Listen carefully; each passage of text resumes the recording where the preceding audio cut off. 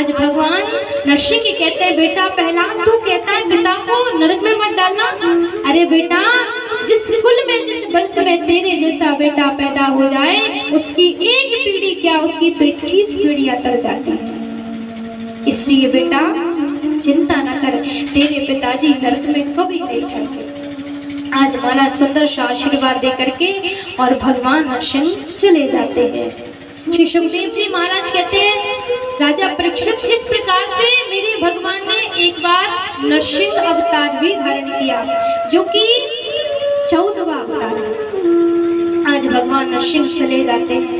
इधर सुखदेव जी कहते हैं कि सप्तम स्कंद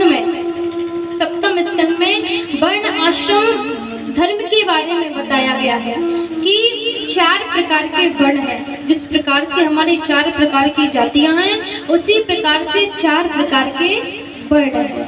पर उन सभी वर्णों में हमारा जो गृहस्थ जीवन है, हमारा जो गृहस्थ जीवन है उसे सबसे बड़ा बताया गया है। क्योंकि गृहस्थ जीवन में रह करके जिस व्यक्ति ने भगवान का भजन कर लिया, कीर्तन कर लिया, उसके ऊपर ठाकुर जी ज्यादा प्रसन्न होते हैं। वर्ण आश्रम धर्म के बारे में बता करके अब श्री सुखदेव जी महाराज कहते हैं कि 8वें स्कंद में और एक पशु की कथा आती है कि मेरे भगवान ने पशु को भी दर्शन किए। कैसे? राजा परीक्षित कहते हैं गुरुदेव कैसे पशु के लिए? बोले हाँ, 8वें स्कंद में कहते हैं कि एक बहुत बड़ा एक हाथी रहता था जिसके अंदर 10,000 हाथियों का बल था। कितना? 10,000 हाथियों का। और जब हाथी उस वन में उस जंगल में जाता था ना तो जितने भी छोटे छोटे जीव जंतु होते थे सब उसको प्रणाम करते थे, सब प्रणाम करते थे। गजेंद्र नामक हाथी। अब एक दिन की बात है कि एक दिन सरोवर में जाता है अपनी पत्नियों और पुत्रों के साथ। सरोवर में जब स्नान करने लगा तो जो सरोवर का जल था वो गंदा हो गया। अब उसी में ग्राह रहता था। ग्राह ने देखा कि इसमें आकर के किसने और ये आतंक मचा रखा है। सभी पत्नी बच्चे तो निकल गए पर इधर गजेंद्र को अभिमान नहीं था कि मुझसे बड़ा बलशाली कोई नहीं है। पर महाराज कहते हैं ना कि भगवान किसी का अहंकार नहीं रहने देते हैं। आज इधर जो ग्राह रहता था सरोवर में, उस ग्राह ने आकर के और गजेंद्र का पांव पकड़ लिया। आज देखता क्या है कि किसी ने गजेंद्र को लगा कि मेरा किसी ने पैर पकड़ लिया है, पर मन में विचार करता है अरे मैं तो और जंगल का राजा हूँ। आजकल मुझे सब लोग जंगल का राजा कहते हैं। जब किसी को पता चलेगा कि मैंने राजा का पैर पकड़ लिया तो मुझसे क्षमा मांगेगा, माफी मांगेगा। पर महाराज वो देखता क्या है कि धीरे धीरे उसके शरीर की सारी शक्ति क्षीण होने लगी। बहुत बाहर निकलने का प्रयास करता है पर नहीं निकल पाया। अब तो गजेंद्र ने क्या किया कि अपनी पत्नी से बच्चों से कहा कि बच्चों मुझे बाहर निकालो, मैं निकल नहीं पा रहा हूँ। आज गजेंद्र के जो बच्चे थे और पत्नियां थी वो सूंड में सूंड मिला करके बाहर निकालने की कोशिश करते हैं पर निकाल नहीं पाते। जब निकाल नहीं पाए 2-4 दिन हो गए तो सभी पत्नी सभी बच्चे जाने लगे। आज गजेंद्र के मन का जो अहंकार था दूर हो गया, आज बैराग आ गया। गजेंद्र कहता है कि देखो तो जिन पत्नियों के लिए, जिन बच्चों के लिए मैंने जीवन भर प्रयास किए, धन कमाया, इतना ऐश्वर्य कमाया, पर आज देखो मेरे ऊपर जब विपत्ति आई तो आज मेरा किसी ने साथ नहीं दिया है। इसलिए तो कहते हैं कि सुख के साथी सब हैं, दुख का साथी तो केवल ऊपर वाला है। पर महाराज क्या करें, सुख में तो भगवान को कोई व्यक्ति याद नहीं करता है, पर जैसे दुख आता है तो राम कृष्ण राधा हनुमान जी सब याद आते हैं। दुख में सुमरन सब करे, सुख में करे न कोई, और जो कदापि सुख में सुमरन करे तो दुख काहे को होए। यदि व्यक्ति सुख में ही और भगवान को स्मरण कर लेगा तो भला उसके ऊपर दुख कभी आ ही नहीं सकता। क्योंकि मैंने कहा था ना, ठाकुर जी तो आनंद के सागर हैं, सुख के सिंधु हैं। जो आनंद सिंधु सुख राशि, उसके ऊपर कभी दुख आ ही नहीं सकता है। पर आज गजेंद्र के मन में सबको छोड़ करके और बैराग आ गया। बैराग आया, आज भगवान से प्रार्थना करता है पर किसी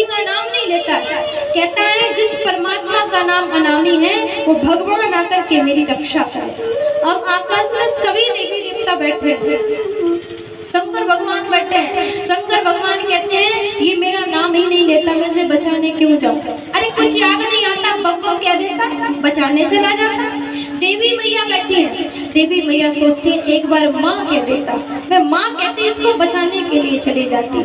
सब देवता अपने अपने और नाम का इंतजार कर रहे हैं, पर भगवान ने सोचा कि जो किसी का नाम नहीं है वो मेरा नाम है, क्योंकि एक मेरे भगवान श्री नारायण का नाम अनादि भी है, जो किसी का नाम नहीं है। फिर महाराज अब जैसे इधर और गजेंद्र तो प्रार्थना कर रहा था, जिसका नाम अनादि है वो परमात्मा आकर के मेरी रक्षा करे, मेरी रक्षा करे।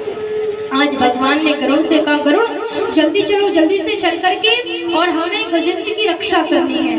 महाराज कहते हैं कि इधर गरुड़ जी के मन में भी अभिमान आ गया। गरुड़ जी ने सोचा कि देखो हम कितने बलशाली हैं, जो तीनों लोगों के स्वामी सबको बनाने वाले हैं, हम उन परमात्मा को अपनी पीठ पे बिठा के ले जाते हैं। पर महाराज भगवान को छल कपट तो बिल्कुल भी अच्छा नहीं लगता।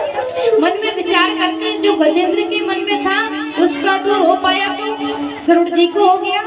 तो ठाकुर जी क्या कहते हैं, और गरुड़ जी की पीठ पर अपनी इकन्नी उंगली को रखते हैं, इकन्नी उंगली को रख करके कहा कि गरुड़ अब उड़ो। गरुड़ जी ने कहा प्रभु पूरी तरह से बैठ जाइए जब ही तो उड़ूंगा। बोले नहीं नहीं, आज तुम हमारी इस उंगली को उड़ा दो, केवल उंगली, इच्छाएं हमारी। अब तो गरुड़ जी ने पंख फड़फड़ाना प्रारंभ किए, सारी शक्ति लगा दी, पर उस उंगली को नहीं उड़ा सके। भगवान नारायण ने कहा गरुड़ तुम्हें क्या लगता था कि तुम मुझे पीठ पे बिठा के ले जाते हो? अरे गरुड़ तुम मुझे पीठ पर बिठा करके नहीं ले जाते, बल्कि मैं ही तुम्हें अपने पंजों में चपेट करके लेके जाता। आज गरुड़ जी के मन का अभिमान दूर हुआ, अहंकार दूर हुआ। भगवान बैठ करके जाते हैं, इसी दूर से ही, और गजेंद्र ने भगवान श्री नारायण को आते देखा तो भगवान नारायण को प्रणाम करता है, हे प्रभु प्रणाम करता हूँ, मैंने आज देख लिया इस संसार में आपसे बड़ा कोई देवता नहीं है। आज भगवान श्री नारायण के चरणों में और तुरंत ही कमल पुष्प को तोड़ करके चढ़ा दिया। आज ठाकुर जी ने सुदर्शन चक्र को आदेश दिया, सुदर्शन चक्र ने जाकर के ग्राहक के सिर को धड़ से अलग कर दिया और गजेंद्र की सूंड पकड़ करके खींच लिया। आज महाराज गजेंद्र और ग्राहक दोनों का उद्धार करते हैं। पर श्री सुखदेव जी महाराज से राजा परीक्षित कहते हैं कि गुरुदेव एक बात बताइए, भगवान तो गजेंद्र को मोक्ष देने के लिए आए थे, पर गजेंद्र से पहले ग्राहक को क्यों दे दिया? सुखदेव जी कहते हैं राजन जीवन में हमेशा याद रखना कि यदि हम भक्ति नहीं कर सकते, यदि कोई व्यक्ति भक्ति नहीं कर सकता है और वो व्यक्ति यदि संतों की शरण में, भगवान के भक्त की शरण में चला जाता है, तो जितना पुण्य भगवान का भक्त करता है ना, उसके बराबर तो उससे दुगना हो जाता है। इसलिए कहा जाता है संतों का कभी अपमान नहीं करना चाहिए, भगवान के जो भक्त हैं उसका कभी अपमान नहीं करना चाहिए। आज महाराज बड़े प्रसन्न होते हैं। इधर श्री सुखदेव जी महाराज कहते हैं राजन एक बार की बात है कि एक बार श्री दुर्वासा ऋषि और भगवान श्री नारायण के दर्शन करने के लिए जाते हैं। भगवान नारायण के दर्शन करने के लिए गए तो ठाकुर जी ने और अपनी प्रसादी माला दुर्वासा ऋषि को पहना दी। दुर्वासा ऋषि को पहनाई, खुशी खुशी प्रसन्न होकर के जैसे रास्ते में जाते हैं, देखा ऐरावत हाथी पर सवार होकर के इंद्र जा रहे हैं। इंद्र को जैसे ही देखा तो इंद्र ने तुरंत उतर करके दुर्वासा ऋषि को प्रणाम किया। दुर्वासा ऋषि को प्रणाम करते हैं और दुर्वासा ऋषि ने भी प्रसन्न होकर के जो प्रसादी माला श्री हरि ने दी थी दुर्वासा जी को, वही प्रसादी माला और इंद्र को दे दी।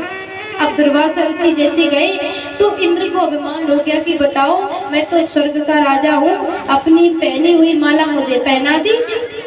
तुरंत उतार करके अपने हाथी को पहना दी।